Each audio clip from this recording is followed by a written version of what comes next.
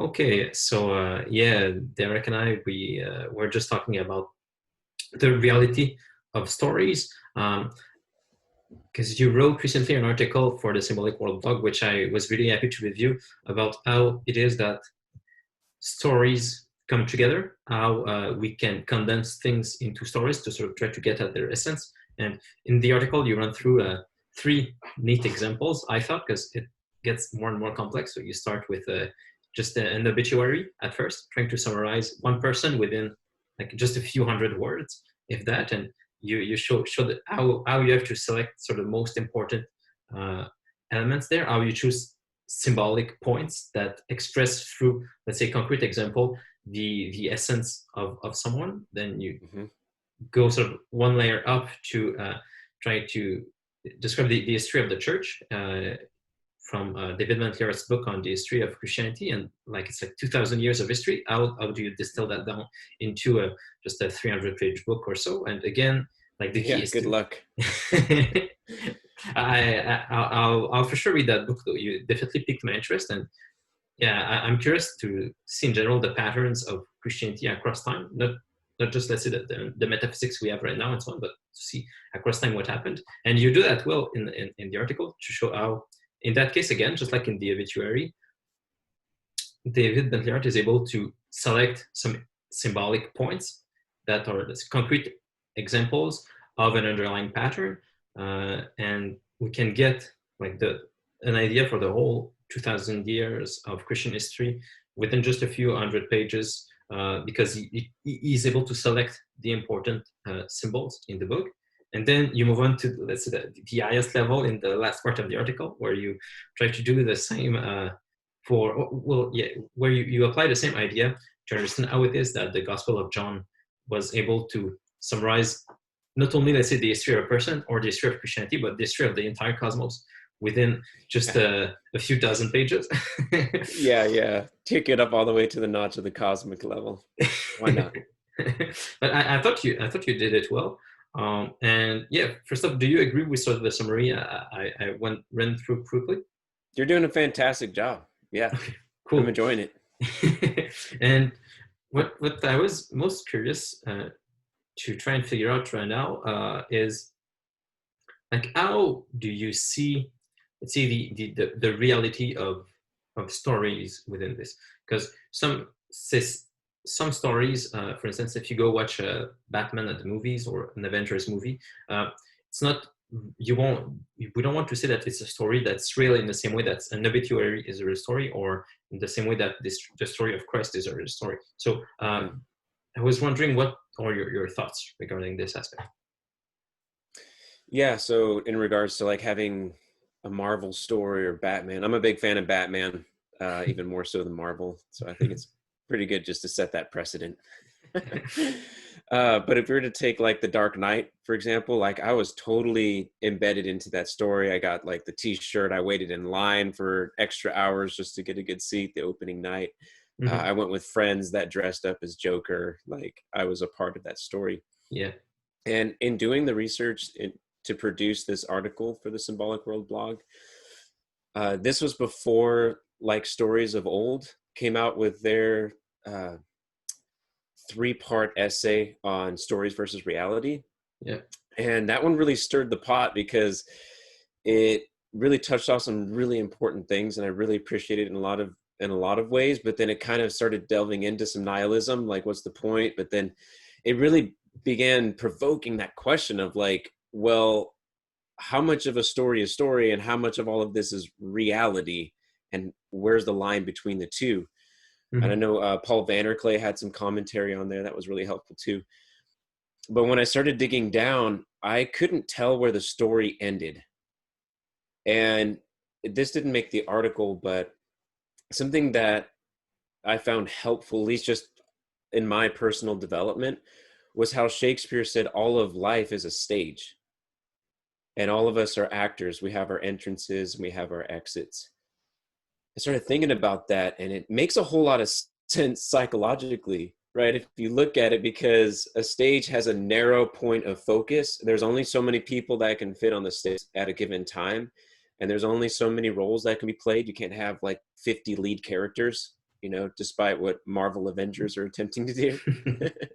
There's still going to be that one guy, you know, Yeah. making that big sacrifice to save the whole world. And I thought about that more and more, and I realized, like, I can't tell where story really ends and where just abstract reality begins. And I realized that I think I'm okay with that. Like, I have peace that I'm in a story. I'm actually in tons and tons of stories. Yeah. Kind of like how you brought forth the fact that like, for example, I could be a part of someone's life. Take my grandpa who passed away last year, and I was part of the team responsible for producing his obituary. Mm-hmm. And so a lot of that I was drawing from personal struggle of trying to, like, take the life of a 91-year-old man that served in World War II in the Navy and was alive through all of these different movements of history and like a dozen presidents. And I'm like, what the heck? How do we even do this? So what I found is that in my life, I'm a part of his story. I have my own story. I'm a part of all my family's stories. I'm a part of yours. But then I'm also part of this grander narrative called the Christian story, right? Mm-hmm. Or the story of stories. And so I just, everywhere I looked around, I was a player, I was an actor in some story or another, and I couldn't really tell where abstract reality began in my experience. And then I realized I was engaging the world even as if it were story too. So perhaps my question, or where my research is going from here, is like, okay, so do we really engage with abstract reality like we think we do? Or another one is this just the nature of our consciousness? Mm-hmm. And this is just how we make sense and how we act in the world. Mm-hmm. So what do you think about Yeah, so those lines of thoughts? just to rephrase your question, so you'd be wondering, for instance, is like our stories just things we project onto the world to make sense of it, Mm-hmm. or is the world fundamentally a story that we try to discern? Mm-hmm.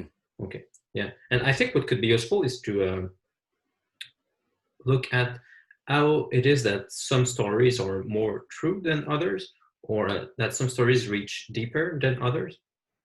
For instance, we talked about Batman earlier, and you mentioned that you were participating to a significant extent into that story, like dressing up, and your friends dressed up as well, and you were participating to some extent in the patterns of the Batman story.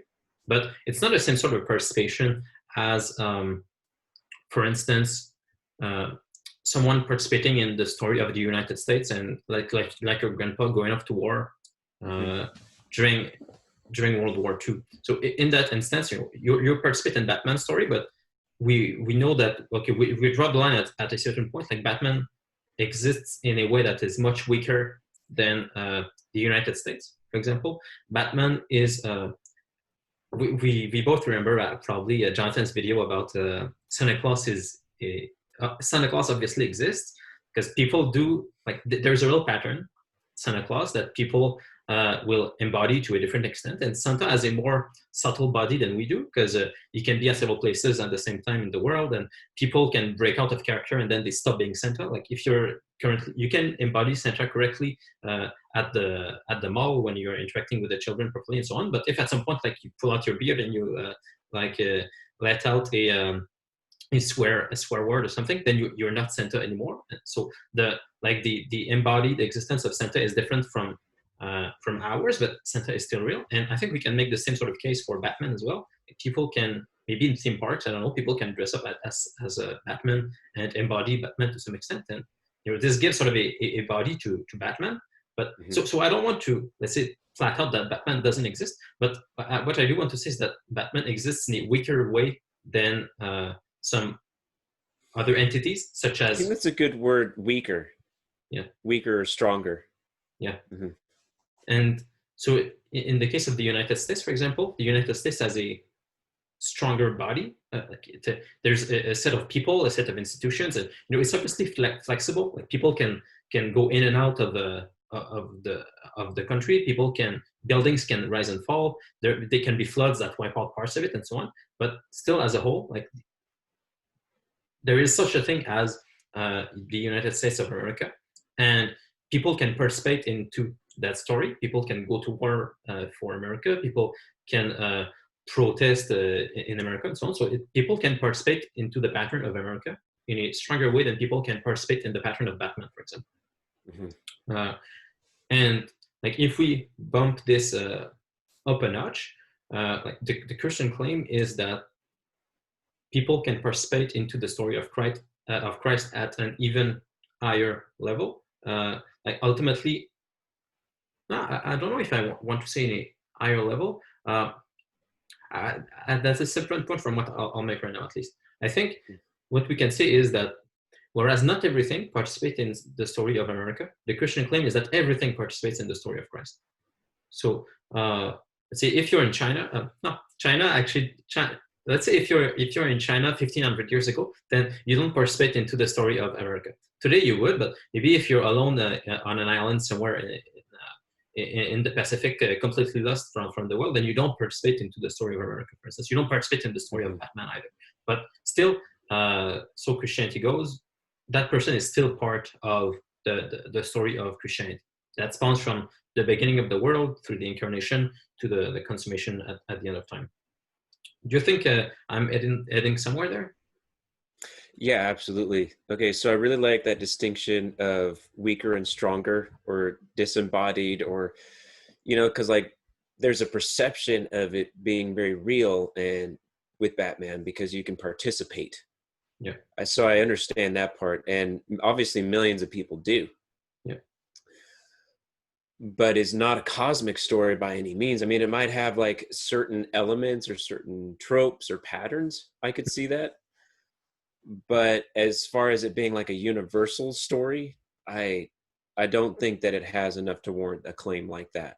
Mm-hmm. So I'm tracking with that.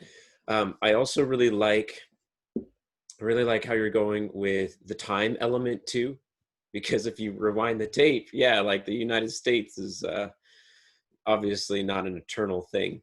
Yeah.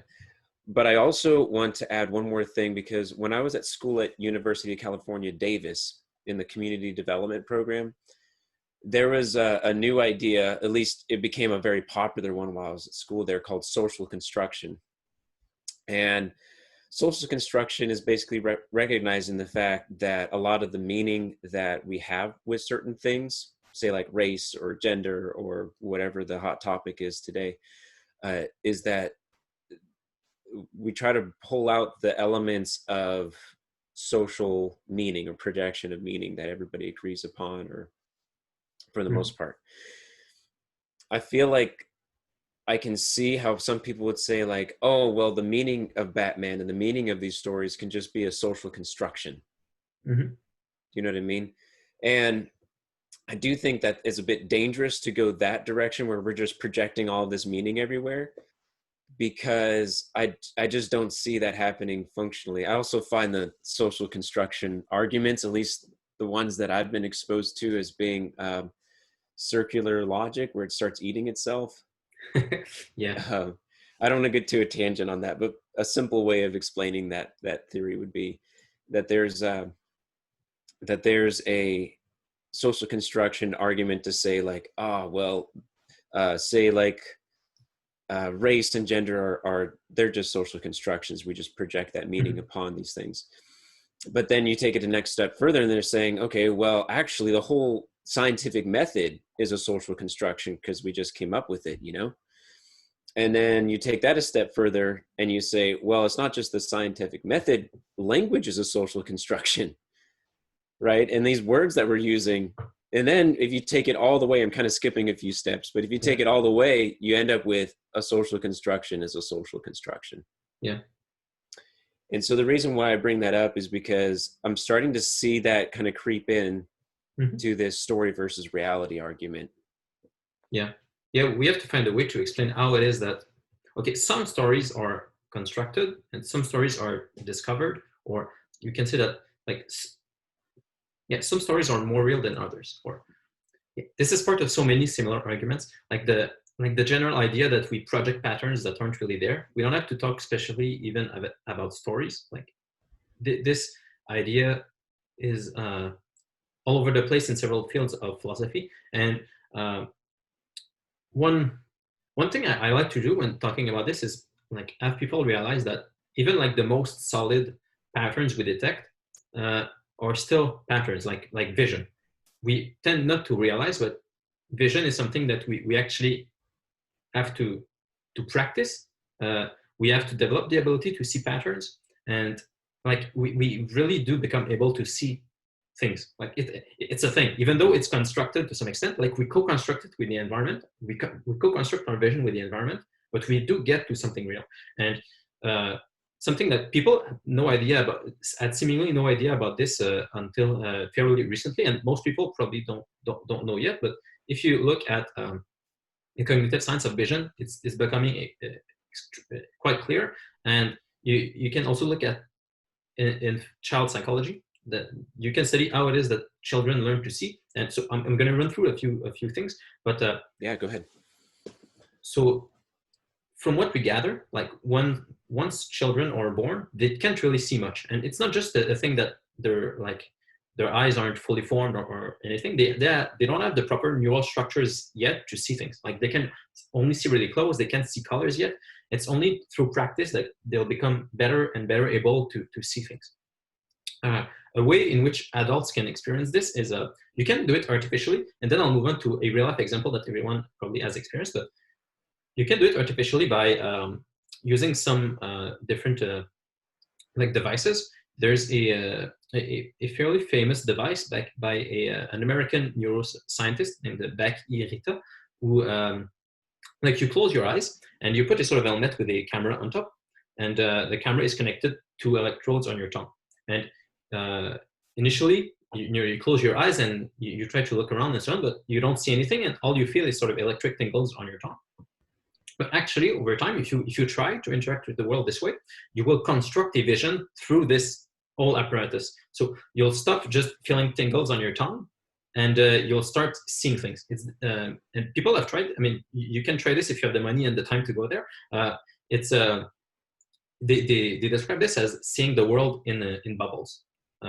So it's not a great vision, but it improves, and I think it goes pretty quick. I think within like 15 minutes you can start to see things, but it's not very good, and then it will improve as you go on, and eventually you're able to actually like walk to catch things and so on. But this is a real case of your vision being co-constructed with the world. Like you have to build this ability, and like so this is an extreme example. But once we have this idea, we can notice that this actually happens several times in our lives, like that we see our vision improve in the world.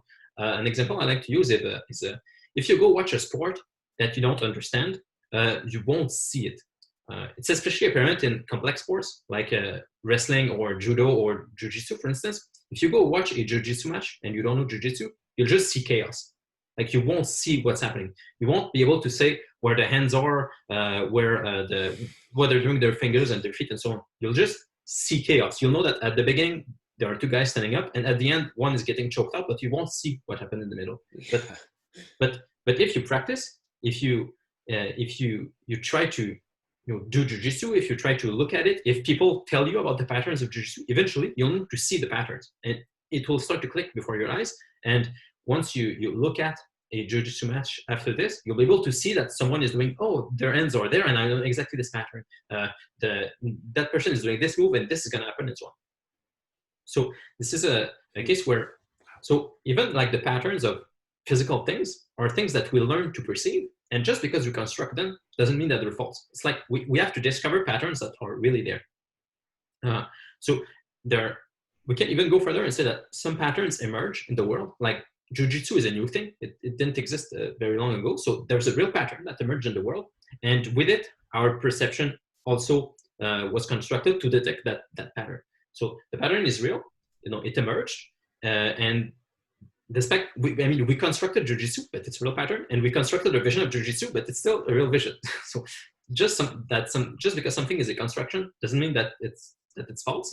And if people want to deny that jiu-jitsu exists, or that let's say vision gets us at the truth of gets us to see real patterns in the world. That if someone is skeptic about vision, I won't try to convince them about the reality of stories and so on. If someone's a skeptic of vision, we have to start there. But most people admit that vision is a real thing, even though it's constructed. So I think it's the same with stories. It's just harder. Like it takes a longer time to learn to see, even in ethics. We actually have to develop our perception of good and evil. There's good research on that in moral psychology right now. Like like Plato or Aristotle were saying, we have to develop our vices and virtues. We have to preferably not our vices, but we have to develop our virtues. We have to develop our ability to see what is good and evil. And I think it's the same with stories. Like we have to develop our ability to discern the stories that are manifesting themselves through the particulars. So like we have to learn to see that, let's say when someone is protesting right now in Portland, like what pattern are they manifesting?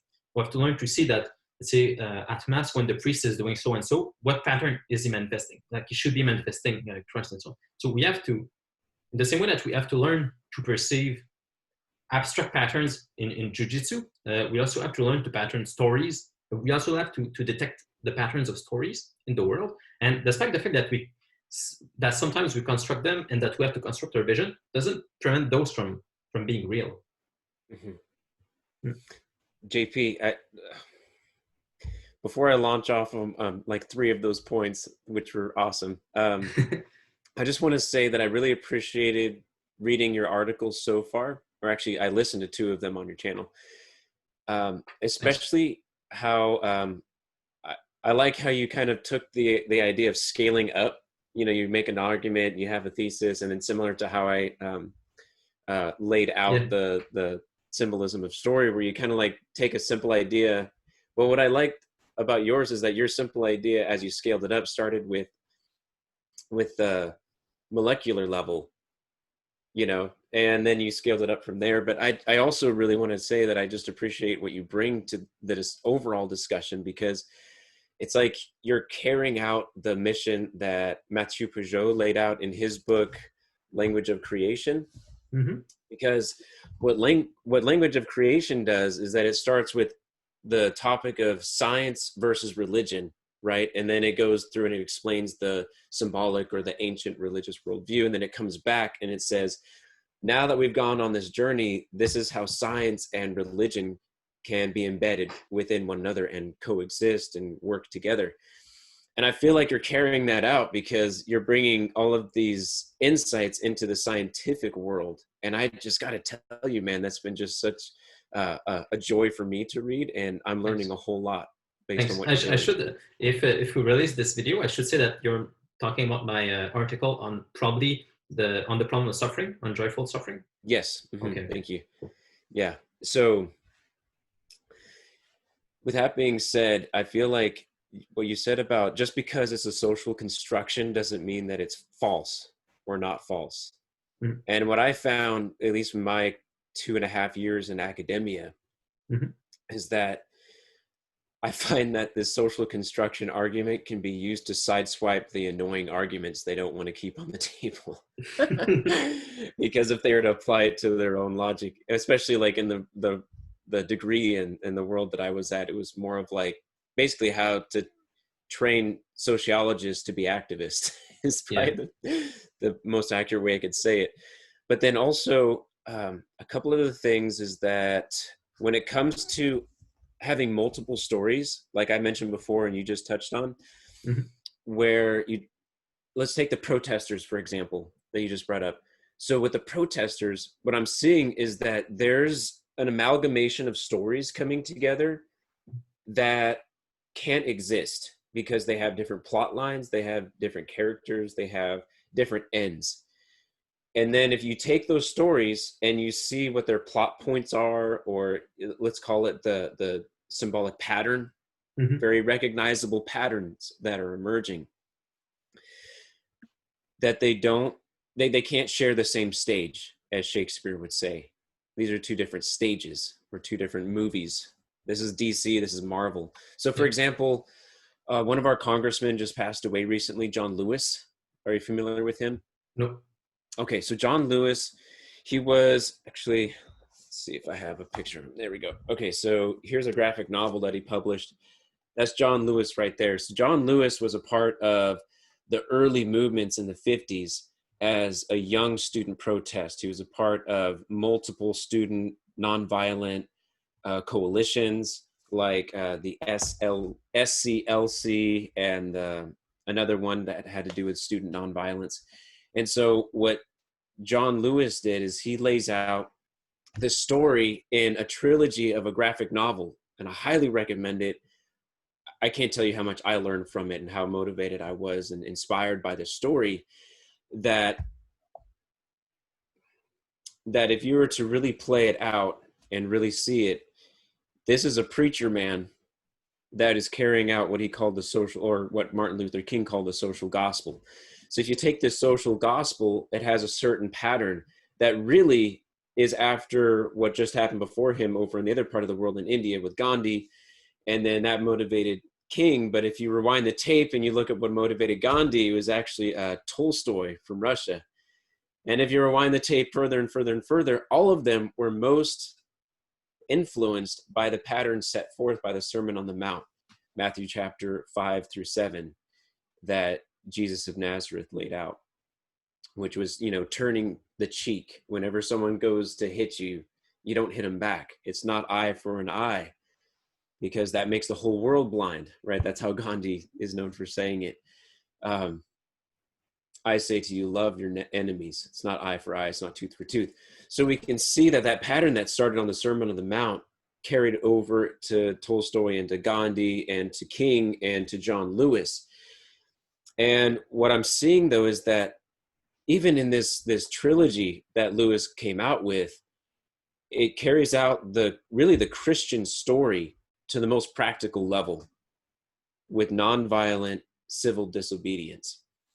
Okay, but if you flash forward to today to see what the protesters are doing, particularly groups like Black Lives Matter, it's getting weird, and I can't quite figure it out all the way. I can't sort out the narrative, because it's like they're trying to borrow from the roots of the movement, at least as it appears. It appears like this, right?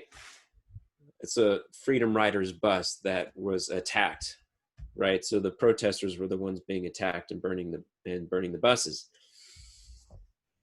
But in today's world, the protesters are the ones burning the buses, right? We call them protesters. We could also call them rioters and looters and a whole bunch of other things.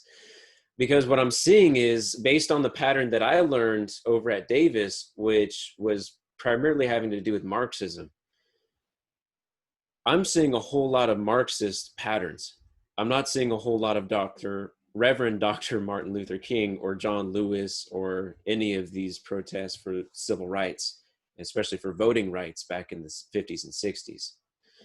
And so what I'm seeing is they're like borrowing from one narrative to cover up, to kind of be like a wolf in sheep's clothing, to usher in and kind of use it like a Trojan horse to get into the door, to get into people's living rooms and to understand, because people have like this endearing memory of this story, but then the whole like Marxist, neo-Marxist really agenda with postmodern philosophy to back it. I just don't see these stories coexisting. So I'm just wondering, as I laid that out, I'm wondering what you think about what happens when narratives start to overlap or start to conflict, or they just don't begin carrying out. How long can they coexist and share the same space without starting to like one loses out while the other one emerges? Yeah, I think we can understand this within the history of Christianity. As we alluded to earlier, it's the pattern that explains all other patterns, the pattern that contains all others. And like René Girard makes this all quite clear, I think. When you have different agents or different stories that are intersecting, there will be conflict, and then there'll be like two solutions. Either to solve the conflict, you'll have to sacrifice one of the agents or stories to unify all of the other stories against that scapegoat, or you'll have to make yourself the sacrifice. You'll have to make yourself the scapegoat, to put the blame on yourself. And if you do that well, it's possible that, like Christ, it will flip things, and then that you'll actually end up that this story will actually end up resurrecting stronger than before. So like I don't know how much I want to go into Girard's ideas, but there are too many things I could say. I'll okay, so I'll try to go through this quickly. Like, okay, the only stable solution really is that we all do like Christ. Like instead of being instead of trying to be our own as Adam and Eve did in the garden, for instance, you just try to model yourself after God the Father. It's the only stable solution. If you don't model yourself after God the Father, they'll be like what Adam and Eve did. This will like lead to conflict, and conflict if you don't start to model yourself after the Father. Conflict will lead to scapegoating. It's the only way for things to organize. So, for instance, in after Adam and Eve sin, they start like scapegoating each other because Eve blames the serpent, Adam blames Eve, and then later they have two sons, Cain and Abel. Cain will kill Abel out of rivalry because they don't imitate God the Father. They just if they don't imitate God the Father, it's only a matter of time before there's conflict. And then Cain kills Abel, and then Cain on that sacrifice will then be the founder of cities. So it's like the basic pattern that you unify people by sacrificing others. So you can unify people under a story if you sacrifice one person or one story. So it could be what happens in let's say these protests. It's quite likely that it's too early to say what will happen. It could go like either far right or far left. Or something else could happen. Who knows? But like what's likely to happen is that all of the stories will be united against some scapegoat, so that brings all of those disparate stories into one story against one scapegoat. Or if not, the solution is what Christ did. Just try to model himself after the Father. And this is what you can even see that this is what Martin Luther King was doing, for instance. Just try to model himself as best he could after Christ, who himself modeled himself after the Father. And in doing that, he made himself a scapegoat. So like all of the racists were like targeted against him. He even died for it. He was persecuted and so on. And it's through this self-sacrifice that he managed to actually bring all the people together with him, and that his ideas won out eventually. So like it's either one of those two. You can either do it badly and like sacrifice someone else, and then you get a common story by sacrificing someone else. Even you can even see that this is what the Jews explicitly said when they sacrificed Christ. Like it's more expedient for one man to die than for Israel to perish. They said something like this. Mm-hmm. Christ managed to unify everyone against him. Like it's true for Herod. It's true for a bunch of Pilate. He managed to bring a bunch of people against him, like united against him. But he eventually won out because he was imitating the Father. Like Christ had the only stable solution. So that stable solution like ended up growing the church after him and has been expanding. And I think we can even go further and see that even this pattern that we're in today, it's still the expansion of Christ's body, like of the only stable solution that is spreading slowly. But of course, as it does, it's always done through people that scapegoat themselves. And it would be ideal if we didn't need this. If Christ had just come down and everyone had just agreed, of course, we need to repent and follow him and everything will be okay. It would have been nice if like Judas hadn't betrayed him, and if Pontius Pilate didn't, and if Herod neither. And so it would have been nice if we didn't need this. But like even if most people don't follow Christ right away, his solution will still grow through that scapegoating. So even like all of the de-Christianization that we see in the West right now, it's all part of this pattern of Christianity being scapegoated and ultimately growing and growing. So I could go much further into this, but I'd like to stop here and see what are your thoughts so far. Yeah. Okay. So two main thoughts off that one. It's really good. Okay. So one is that, it wouldn't have been nice if everybody just would have listened to Christ, the teacher and moral philosopher, But the reality is that the short-term results of his teaching weren't all that profitable. Let's just say they're suboptimal, because by the time he died, like his teaching alone, like everybody scattered, his closest followers betrayed him, and he was left with his mom and a couple of her friends. Yeah. So the second point though is like, I was thinking about maybe introducing just like a practical or relatable example. So for example, in the second movie in the Batman trilogy, Christopher Nolan's trilogy, The Dark Knight, that's what they did to Batman at the end, right? So they realized that they couldn't get out that, you know, Harvey Dent had flipped and became a bad guy and did all these evil things. And they realized that the solution was to make Batman the bad guy and to kill him as this public figure that earlier in the film he had laid out was so important, right? So he was willing to sacrifice the public perception in the life of Batman, the good guy, Yeah. and to sacrifice for him to become the bad guy in the end in order to win. Do you think that's a good example of Yeah, I think that scapegoating? the parallel to Christ is good as well, because one of the features of scapegoats is that they're typically like easily recognizable. They're someone that everyone can easily focus their attention on. So like Batman wearing a bat suit and so on, it's very recognizable. And same thing for Christ. He was easily recognizable as the one who did miracles and was followed by these many people and so on. And another thing is that it's typically it's especially in the story of Christ. I don't remember Batman quite well, probably enough to see if the parallel works there as well. But another reason why Christ like was such a scapegoat, and also why it only took him like 3 years before everyone wanted to kill him, is that he was always actively pointing out that mechanism. So he would, like, an example I really like is when uh, a bunch of people were stoning the adulterous woman, and Mm. that's an instance of scapegoating. Like a bunch of people united.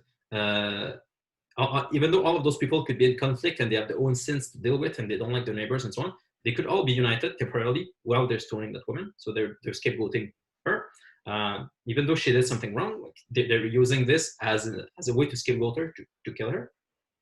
And what Christ does is he reverses this. He asks them to think of their own sins before they throw rocks at her. And this like short circuits the scapegoating mechanism, because they all realize that they could have been the one getting stoned. So they have to realize that scapegoating mechanism of blaming the other like is faulty. Like it's a bad system. We're blaming the same sort of people that we are, and so it starts to like destroy them. So they just go away.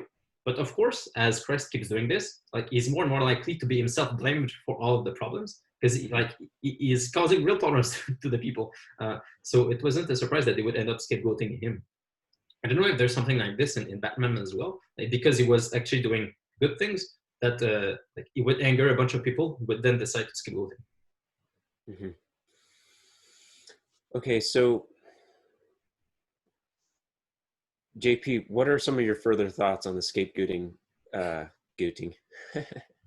scapegoating pattern?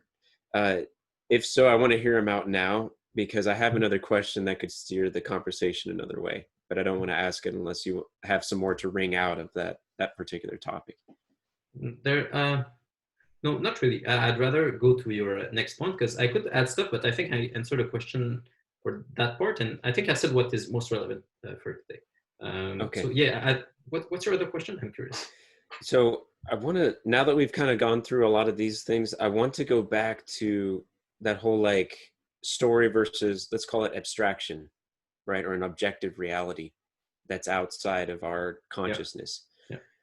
Okay, so some of the pushback from the material that we talked about so far on the Symbolic World blog related to story, and also worth mentioning is Jonathan Peugeot's recent article that he read on his YouTube channel that was published with Word on Fire and Bishop Barron's ministry, where he actually took a lot of these things we're talking about and made some pretty bold claims, like you can't exist without being embedded in some type of story. But one of the pushback that I want to bring here is like, what would it look like to live outside of story, or what would it be like to live and to operate and to engage with the abstract reality? And I suppose being able to begin defining abstract reality would be one that is without some of these patterns that we're talking about, without the human influence, without social construction. How would you begin to describe that, or maybe even argue against it? Yeah, that's a good question. So we're sort of trying to go, say, backwards ontologically to a point where there's no story. Okay, so I think in practice, I guess there are two ways we can do this. We can try to do this like the modernist way, or we can try to do it the more abstract philosophical way. Because it's something we try to do starting in modernity, try to abstract ourselves and just look at the world objectively. And what has happened isn't that we found an objective, isn't so much that we found an objective world. It's that we just made the stories simpler and simpler, or smaller and smaller, and we never actually got to something that was just objective. So even let's say okay, so at best, what scientists have come up with is, okay, so there are these particles, and they follow certain laws, and that's sort of the basic building blocks of the world. You have certain, like, that's the most abstract, the most untouched by story view of the world that you can come up with. It's a set of some energy and some particle energy stuff, and some laws that govern them. But even then, I mean, you still kind of first, this worldview isn't complete. Like there's still a bunch of weird stuff in there. Like you don't know what those particles and that energy is. You know how they behave. You know what laws govern them, but you don't know what they are. Even like, let's say the fact that some particles have a certain mass and charge just tells you that if you put this much in that charge in that equation, then you'll get this and that behavior, but doesn't even tell you what those things are. So that's that's a big problem, I think. First, it's not even clear that it's actually a worldview. Like you have described the behaviors of things, but not their essence. You haven't really answered the question. You don't know also what is the relationship between those laws and those things. It's so the whole worldview is lacking. And even then, you still end up with narratives. It's just that they're very simple. Like then you have to say that the way you'll describe what an electron does and so on is through a small narrative. Like the electron wants to go to the neutron and wants to run away from other electrons. So you'll have very simple stories about those small constituents. That is like a little story. Yeah. And then you'll also have a large, very simple story of, well, from all of those little stories, little interactions, then you'll have some patterns that will reproduce and some others that won't. And then over time, this will lead to more and more complex creatures. And they'll project stories onto the world, but even just this evolutionary story, it's still a story. Like it's a simple story, but it's still a story. So yeah. So on the one end, that's what the modernists try to do. It's the one way to try to get away from narrative is to try to reduce the world to just abstract mathematical stuff. But even then, you just end up with simple stories.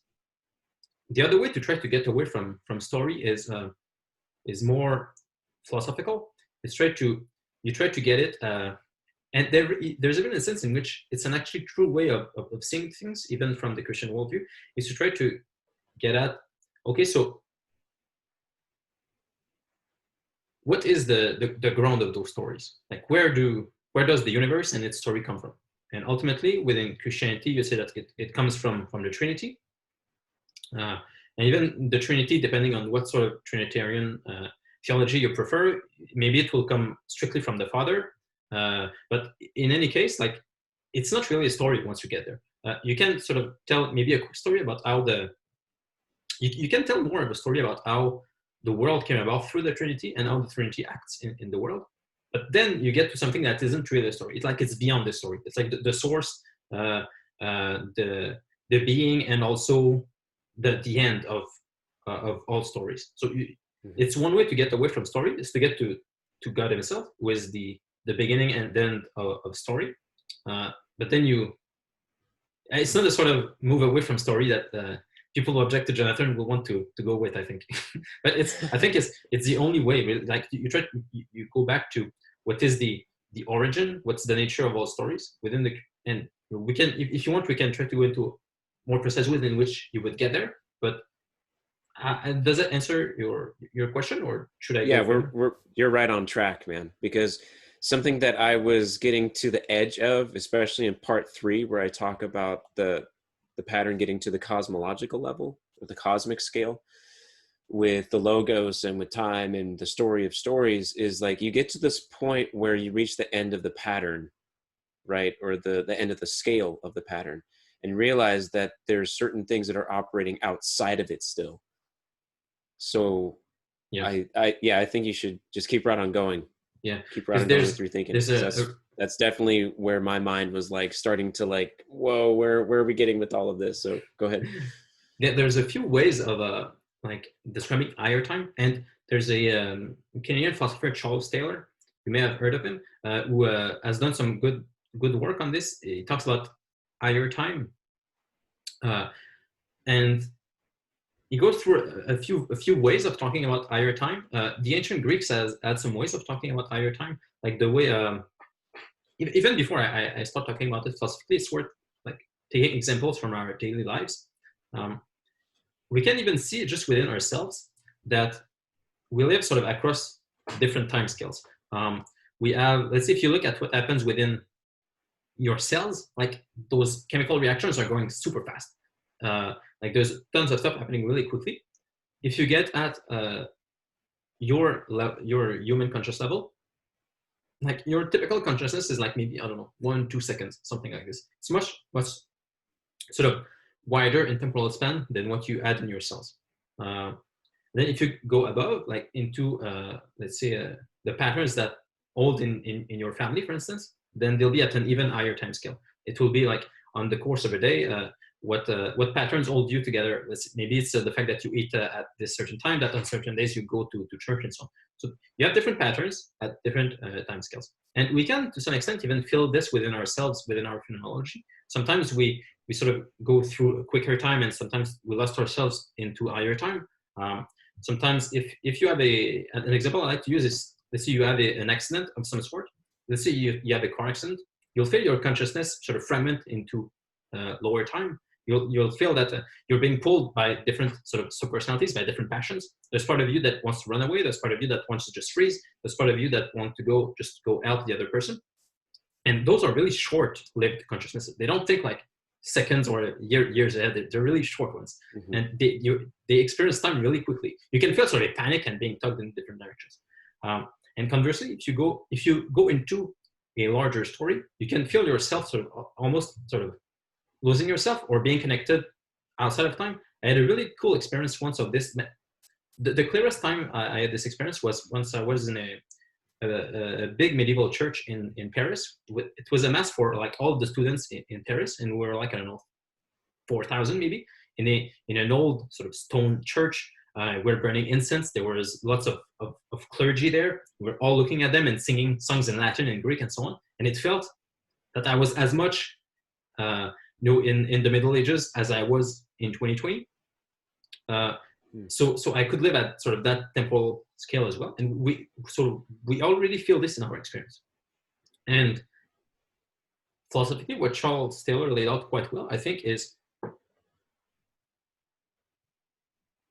if you take the time from, okay, so there's no idea that for God, like time is, no, that time is outside of God. Like God is eternal. There's no beginning or end to God, because then if God was to change in time, then it wouldn't really be God. You would need something to explain the change that's going on in God. There's like this old idea from Aristotle and Plato. But then in Christianity, you obviously have the idea that God does act in time. So like, how is it that time relates to God who is outside of time? And the solution that Augustine came up with, and I think like you can see this also in the Neoplatonists, and Charles Taylor goes through this well in his book if people want more detail. But the idea is that for God is outside of time, but for him, all of time, all of history is contracted. Like for him, it's like one act of love for the Trinity is sort of the whole story of creation, fall, crucifixion, and then the resurrection and the consummation at the end of time. Like all of this story emanates from the love between the persons of the Trinity. So that's how you get outside of story. It's not by, let's say, something that is completely distinct, I would say. It's more by a sort of emanation or a contraction of all of history. So so in that sense, God is beyond story. Like, he's not really much outside of story. It's more that he's beyond story. He's like the source of story. Okay. Okay. Mm. So I'm wondering too, more of like on, say, like, let's get back to more of like the practical level, like you were talking about with materialism and having this way of approaching things as humans from an objective point of view. Say, oh, you got to be more objective about things, you know? Yeah. I don't think we actually mean that when we say it, but because I really believe that humans are subjects. And so for us to be objective is really asking a lot of us.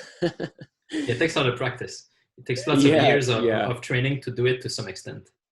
yeah. And so something that I've been noticing too, as you bring up, say, like the evolution science, right? I noticed that evolution leans rather heavily on narrative and story. And so it's supposed to be this like mechanical process, right? With materials and selection, and there's not supposed to be a mind behind it. But yet the way that we go about even coming up with the idea and or being able to articulate it is absolutely through story and narrative. Like, for example, Brett Weinstein, he had a Q&A, I think number 22 or 23. And he said this, man. He said, it's not going to be science and teaching that gets us out of this current, cultural place we're at. It's going to be narrative. It's going to be story. And I thought, just like, how true. And I've heard him as, this biologist and evolutionary scientist that I've even heard things like, they come across a discovery, right, of why we have tailbones or why there's mammals in the ocean. Let's take that. And all of a sudden, out comes the narrative. And it's like, we have no way of actually knowing for sure, but we have this plot line in this story of like how, I think it's dogs, over time eventually became more aquatic and spent more time in the water. And then from that became mammals in the sea. So even then, even with this whole school of thought and practice that is trying to get outside of narrative, it can't. Yeah. It has to use it.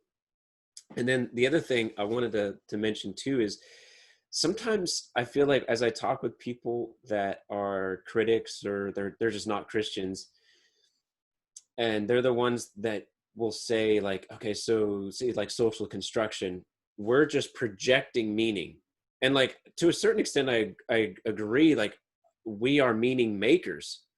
Absolutely. And we're intermediaries between this invisible realm of meaning and the material world of the earth.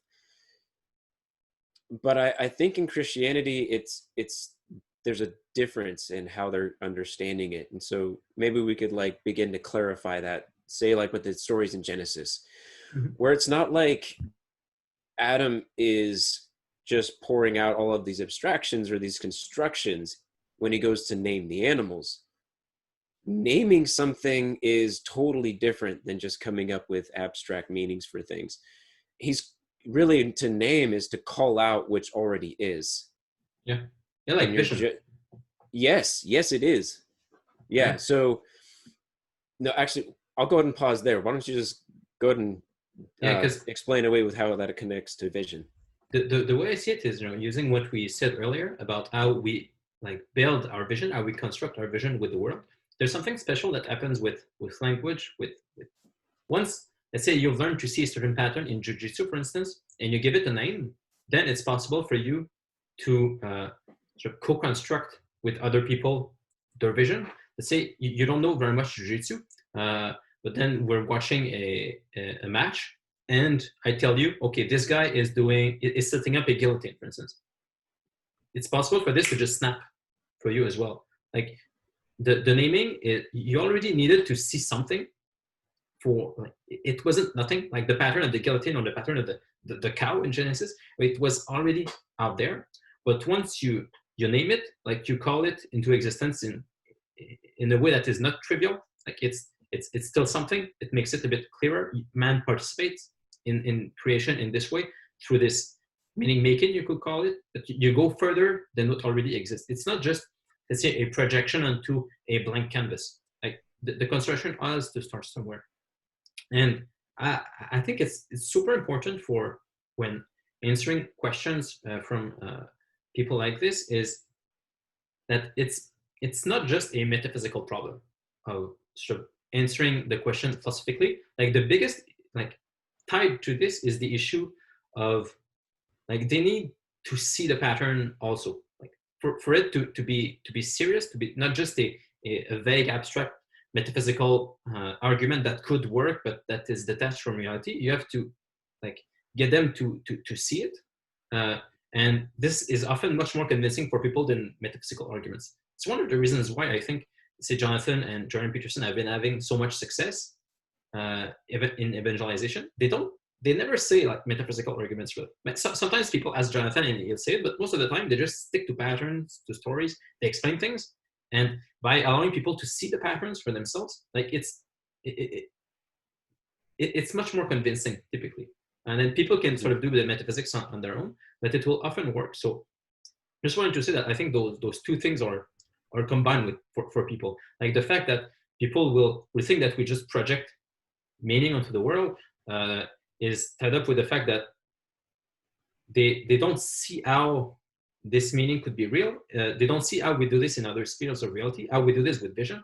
If you're aware, and I think it's a good way to make sense of what Adam is doing in the garden when he's naming the animals, for instance. It's he developed this vision of the world, and then he participates further in it by naming the animals. It's not just a simple projection. It's a sort of co-creation, you could say, with the world. And it's we do this with vision, and we also do this with meaning as well. And because it takes practice, it's true that sort of we start with different at different starting points. Different cultures will favor different sorts of constructions, but we're still all working towards the same thing. Same that for vision. Some people are born with more cones or less cones in their eyes. Some people learn to see through echolocation, which is their other eyes closed, but they make sounds with their mouth and they'll end up seeing this way. Some people learn to see with the device I've talked about earlier. So people can start with different starting points, and then they can co-construct with the world their vision. The same thing with our stories. We can make mistakes. Sometimes you try to see things and you don't see correctly. Like maybe a common example people will have probably is let's say a cat. There's a cat sort of jumbled up on a chair somewhere. You don't really see like what's where. Like it just looks like different members, and you don't see the cat, or you make a bunch of mistakes regarding like what is the head in there, what's that paw, and so on. But afterwards, once the cat moves, they can learn to see it again. And we make all kinds of mistakes in our perceptions, but they get corrected fairly quickly because we're pretty good at vision. But in terms of detecting moral patterns or detecting stories, it's a harder process. So it's not surprising that people would make more mistakes and that it would look more arbitrary in vision. But still, I think it's just a sign that it's harder to practice, but we can still get there. And doing what Jonathan and Jordan have been doing is excellent at this because it runs people through examples and helps them develop this vision. And then like the argument of, oh, you're just projecting things seems much less viable once people can actually see that they're discovering real patterns in the world. Mm-hmm. Yeah. So with discovering patterns, makes me think of how Peterson made a statement. What was it? It's not just that it's mere matter. It's that it matters. You know, I felt like that was a big turning point for me, where once you can realize that it's because he's kind of doing a play on words there with the word matter and its different meanings, but that there's not just like we could reduce everything to its material components, but it's the fact that what that thing is in all of its material components is that it matters. It has a meaning and a place in the world. And then the other thing too is that there's a place for recognizing these mistakes, and I'm just wondering if you could elaborate on that a little bit more, because really, like, these things should be self-evident, I've heard, right, in just conversation with people, Which primarily ones? skeptics too. Which ones? The So stories, like the so morality. yeah, so mistakes, like for example with recognizing patterns in morality, we could say, or in naming the animals, um, to be the first point of setting that pattern, where we don't always get it right. And it's kind of like this idea that there is an evolution in more of the simple use of the term, where like, can it be that we get better at naming things or recognizing certain patterns? Because like even like the guillotine, right? Like even when we name it, we still have a way of making it a little bit better or a more efficient movement. Or we have the guillotine, you know, version A, version B, version C, based on the subtle differences of that. I was wondering if you could maybe just begin to explain that. Yeah. Well, I think it should be. I think it's totally understandable that the higher level patterns we start to detect, the harder it will be to develop that perception. So it's easy to develop vision of simple objects like tables, chairs, and so on. Like infants do this fairly quickly. It's harder to start to detect people's emotions, and we have good data on this, like the psychology uh, uh, of how we develop our emotions and our personalities. It's not great, but it's fairly solid. Like when infants are born, they're sort of just a jumble mess of different passions, and it takes years and years and years of interacting with people and trying that they develop a genuine perception. Lots of this goes through the learning with the child's mother. So I said the child is just, as I said, a jumbled mess of passions, but the mother is able to, and we can apparently observe this. So if let's say a trained psychologist looks at slow motion screen captures of the infant and the mother as they interact, they'll see that the mother is able to sort of catch the patterns of the child, and then sort of see what is the good reaction to it, and then the child sees that reaction, and over time, through this back and forth, the child will develop his emotions. Like all these passions will become ordered into a personality. So it's not so just this. It takes time. It's just to get the personality. We're not talking about like good and evil or detecting stories. That's just the basics of having a personality, rather than being.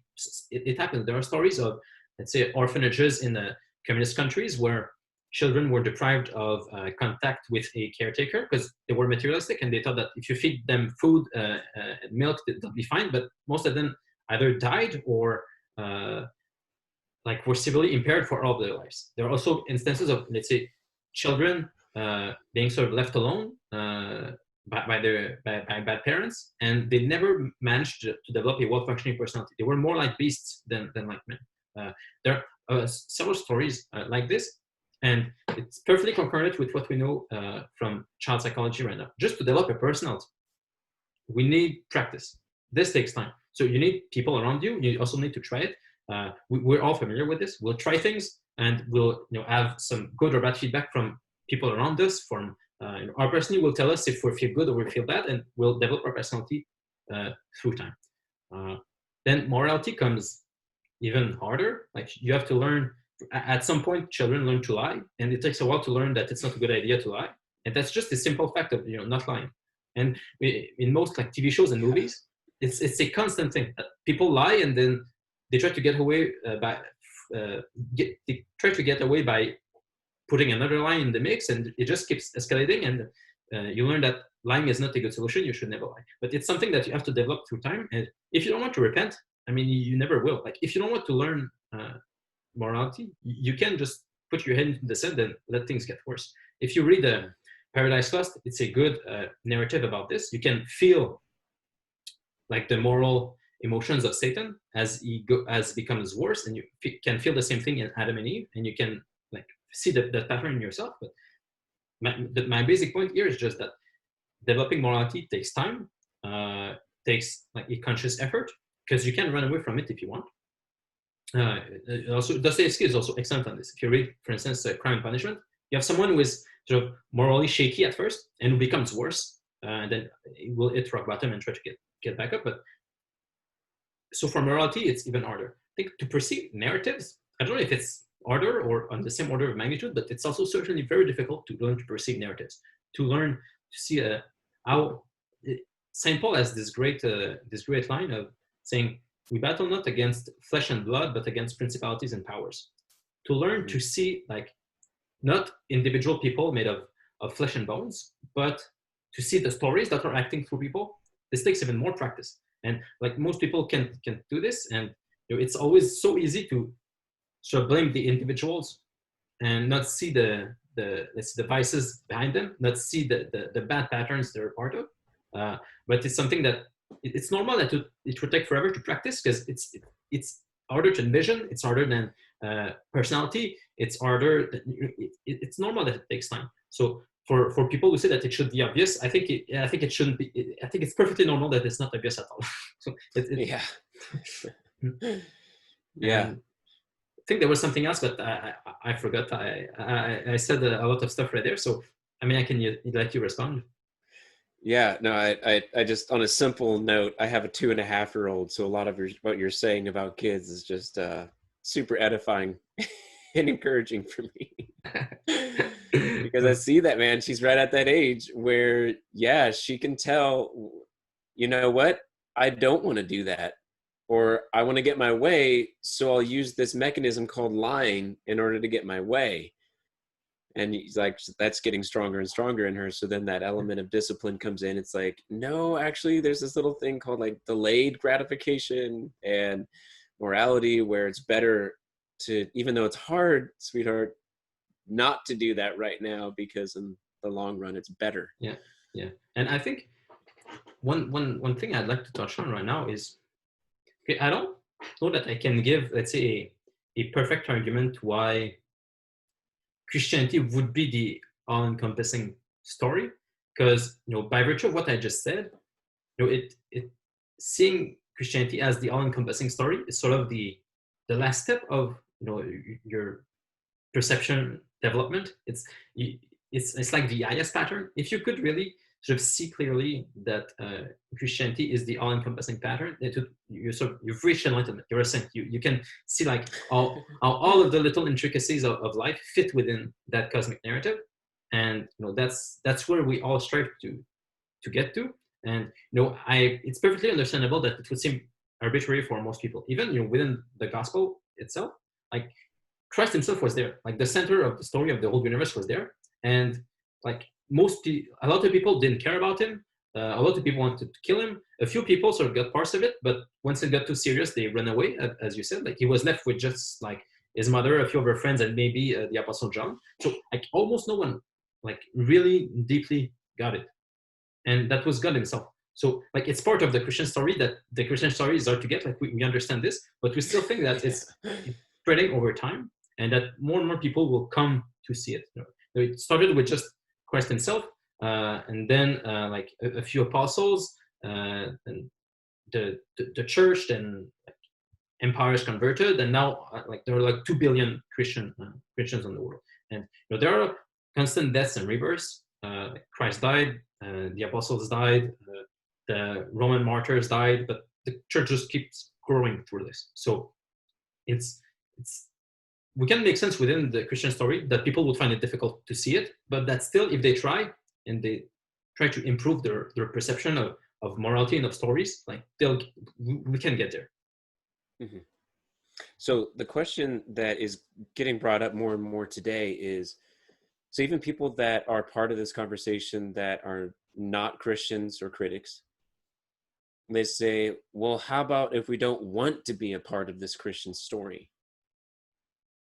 Does it mean that we have to, or we're just playing this bad actor part, or is it that, we can compartmentalize these stories, and I can have my, I don't know, meditation Buddhist story, or I can have my secular evolutionist story, whatever it may be. Is it like, or, like, is it really that we have all these individual compartmentalized stories, or is there really like a story of these stories?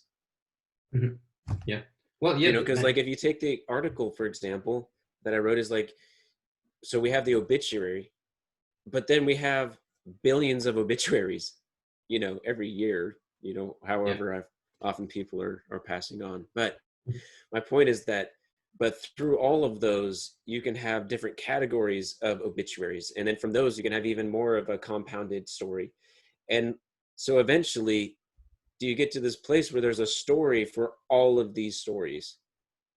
Or are they all fragmented and you can have, whatever individual experience you want with whatever story you want to embed in?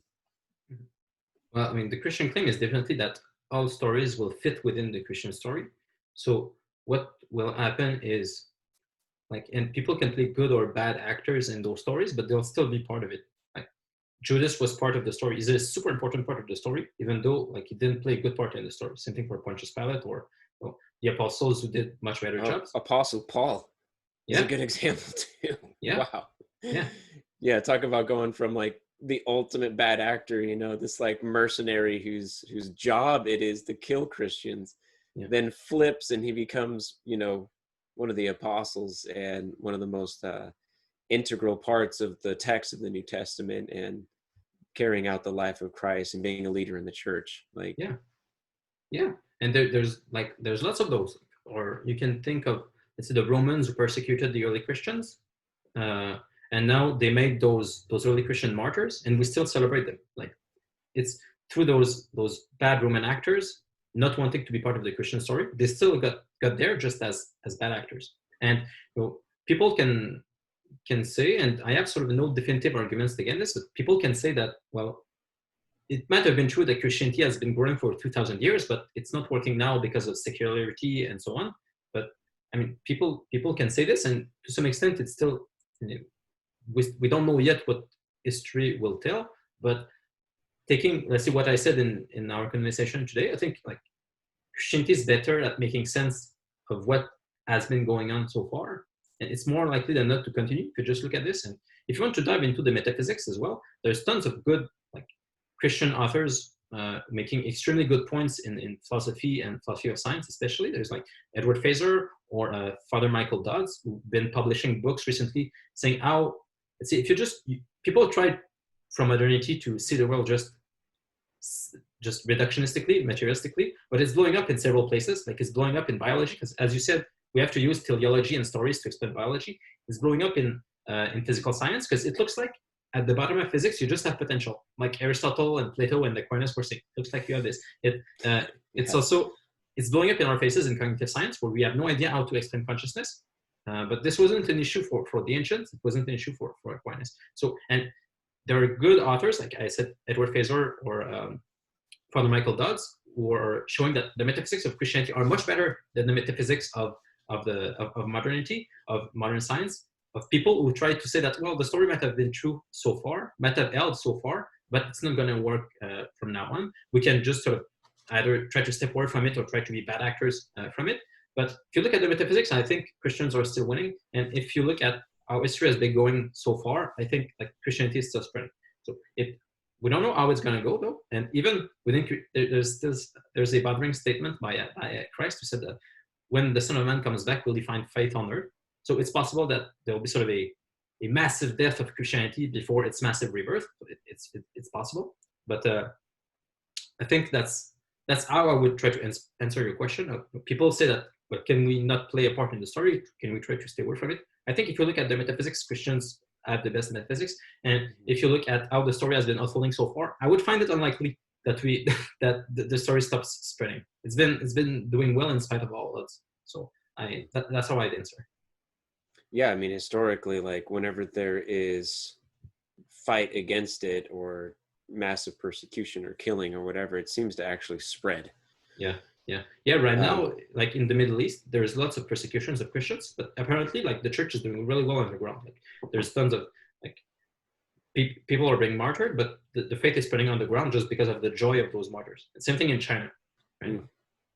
Even Christianity was almost completely wiped out in Russia by the communists, but now it just came rolling back bigger than ever. So it's I wouldn't be so I think the number easy. I heard was 75% of Russians were Christian, even after almost 100 years of constant persecution from the militant atheist communist Russia. Yeah. 75%, man, that's like, Yeah, and it's even intense. despite Like, that they like wiped away a lot of them, not based on, them flipping and deciding to get rid of Christianity or choose something else. It was because they killed them. yeah, yeah, But still 75% is just astounding. yeah. And I mean, they destroyed the churches and everything. Like, you don't have buildings, you barely have people, and it still sprouts back up so fast. And Jonathan, uh, in the talk recent, I mean, it might have been like a year ago, I don't know, but in a talk he mentioned people building, say, cathedrals or huge churches in Russia, and like the church all being made by small donors, like no huge donor, just people giving what they can, people like sending their jewels and having like people melt them so that they can build the church with it, and having no construction company working there, just the people volunteering and building like crazy churches. Like, it's genuine, like popular devotion to this. So I really doubt that we can easily step away from this story. It seems to be winning so far. And I think that there's an interesting couple of points that we made so far, is that really like what you talked about like really diving in and participating in a selfless way, where like you in your ego, your consciousness, and the focus on you diminishes, and the more you're just a part in many parts of this grand story. It kind of has this like blissful, euphoric, out of body experience, you might want to call it. There's a lot of different ways to describe. But what I'm noticing too is that I think movies can offer this. And what Jonathan said in his article is that there's a distinction that we have to make, and that is that we have to call these liminal places. Like, I can't go talk with Batman. I can't go to Gotham City, even though I think it's Chicago, I can't go take a police report to Gordon, Commissioner Gordon. I'm not afraid that the Joker's going to come attack my city. So like we engage with them. And I think like Stories of Old, the good part of what that 3-part essay was saying was that, we got to wake up. Like, we're operating in liminal spaces with DC comic and Marvel Universe and all of these superhero dramas and Netflix documentaries and all of these fictional spaces. Like, the cool thing is that we can go to Russia, right, and visit these churches that you're talking about. We can go to holy sites, we can go on a pilgrimage. Like, I was just talking with a pastor locally. He said he's going to go on this solo pilgrimage and hike from, where is it? The south of France all the way to Spain, because there's a holy site there and he wants to be in that place, that's spatio-temporal place. Yeah. I think that was a spot on point that Jonathan made. And I think that as you're describing it, it just makes it clear. It's like, it's not just that you get to participate like in the Batman universe, but you actually get to participate in the earthly, corporal, real, like something happened here, right? It became a legend. It became inspiring. And I actually get to be in the same place that it happened, which has this interesting effect of transcending even that space time a little bit, or maybe a lot of it, where like suddenly you feel like you were there. You become clearly part of a much larger story. Where a way maybe to try to put words into it is, I think watching Batman is you can call it practice, but it's not really participation, or it's a very weak form of participation compared to what you do in a church or on a pilgrimage in Jerusalem.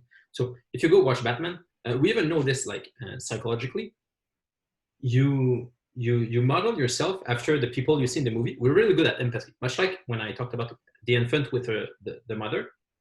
When we watch a movie, we like imitate, our neural systems will imitate what we see in the characters in the movie, and this allows us to go sort of through accelerated lives once we watch this, and it allows us to develop our moral perceptions better.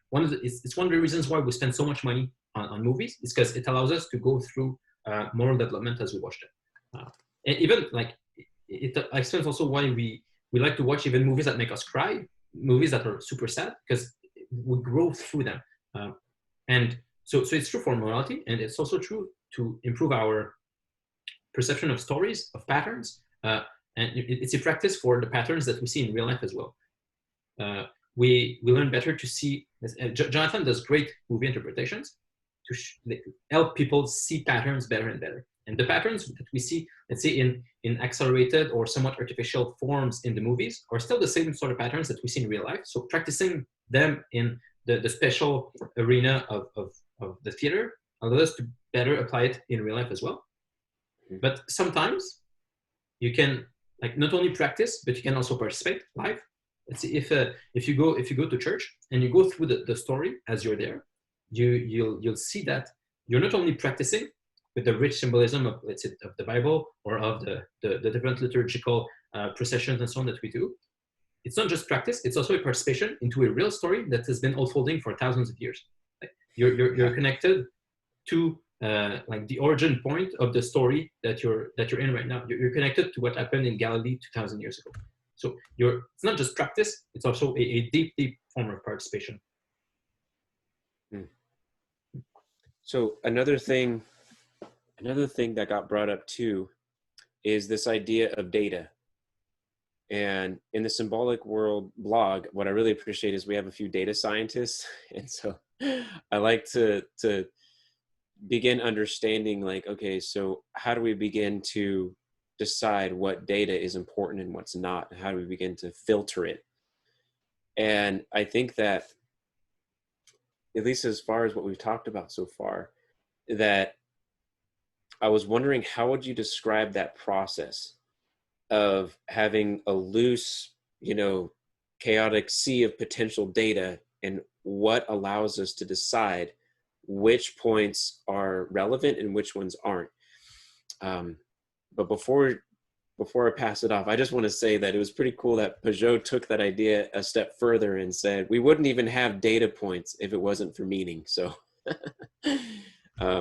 anyway, I'll just turn it over to you, see if you had any comments or a way of better explaining that. Mm-hmm.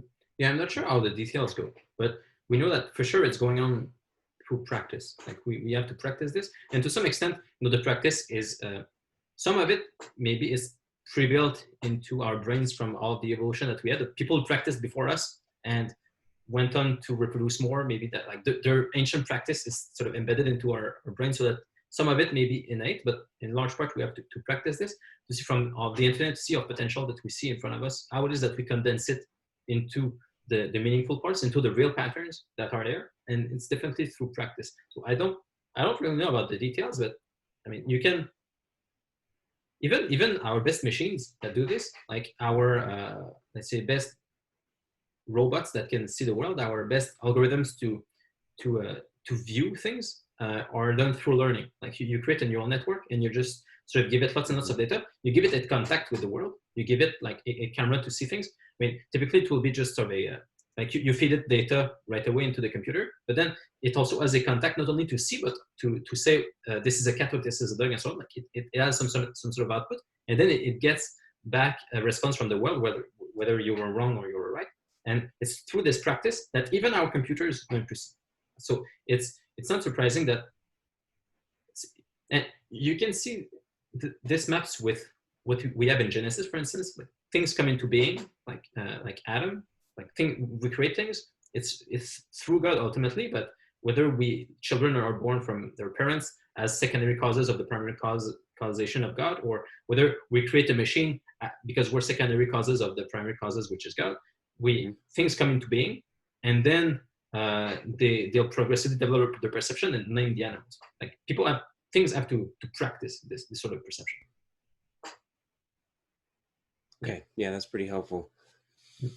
Okay, so with practice, like what would your advice be to people who are like, okay, we've talked a lot about like patterns and narrative and story, and like how do we engage with this stuff? Like what would your advice be? Yeah, well, we touched on it already. I think there are settings which help us practice this. We mentioned movies. We could talk about books also in general. can, like talking to people, can practice this in real life. And of course, I think ultimately the best setting to practice is the church, because it's also a point where, okay, so you go through very condensed stories that have been selected over centuries and millennia to precisely help people better develop the perception and get a better perception of the world and of the creator behind creation.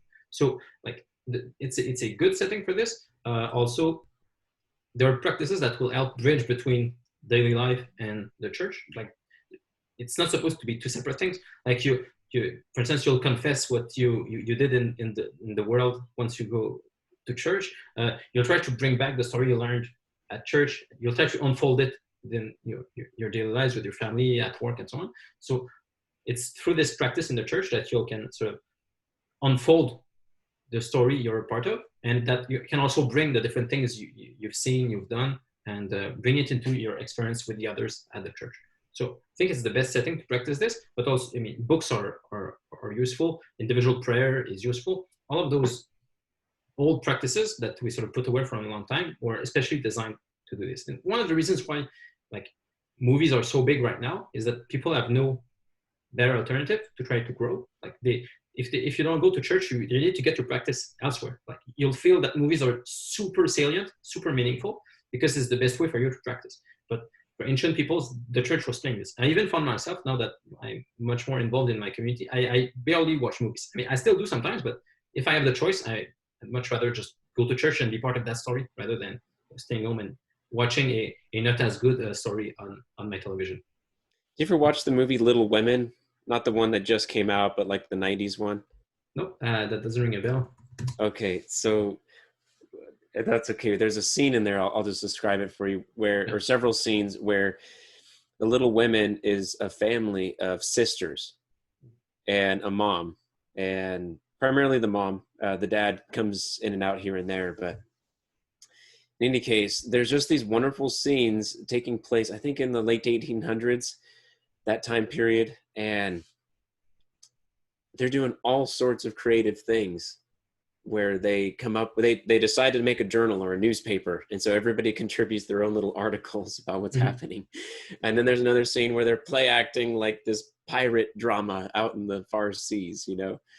And I just see them like as a little family unit, and they bring in friends and whatnot too, but they're like practicing their play acting, and this you could say it's an example of strong participation, where they're bringing in the written expression, they're bringing in the say like the stage or the theatrical participation as well. So they're like movements and they're embodying those patterns. And I just see, and on top of that, they also have scenes where they're involved in the church as well. And there's the musical component where they have an upright piano and a musician, and everybody else is singing. And it's like a Christmas that it's primarily centered around food and singing. Yeah. And so I just think that the whole movie has these wonderful snapshots of this strong participatory world that gave way to this weaker participatory liminal space of entertainment or Batman movies. Yeah. And I think that it's safer. I think it's a whole lot easier and non-confrontive and less dramatic, because I mean, like, there's drama out in the world, but there's drama in the church too. You know, there's politics out in the world. There's church politics too. Yeah. So I think that it's harder sometimes, but I think that the overall reward for participating in church is far exceeding to anything that you would get with a Batman movie. Mm-hmm. Yeah, that's a good way to end it. We've been talking for a while. I think we should wrap it up, unless you have other points, but I think this is a good place. I would just encourage people to watch Batman and Little Woman. I don't and go to church. I don't know. Yeah, and read our articles on the symbolic world. Oh yeah, please do. Yeah. If you've enjoyed this, you'll like the articles as well. Oh, absolutely. Yeah, there's been some awesome ones as of late too. Yeah. JP, I just had some personal questions, so if you wanted to end the recording. Yeah, I'll end the recording, and we'll keep talking. So. Okay, man. Bye, really everyone. Enjoyed the conversation. Thank you. You too. Thanks.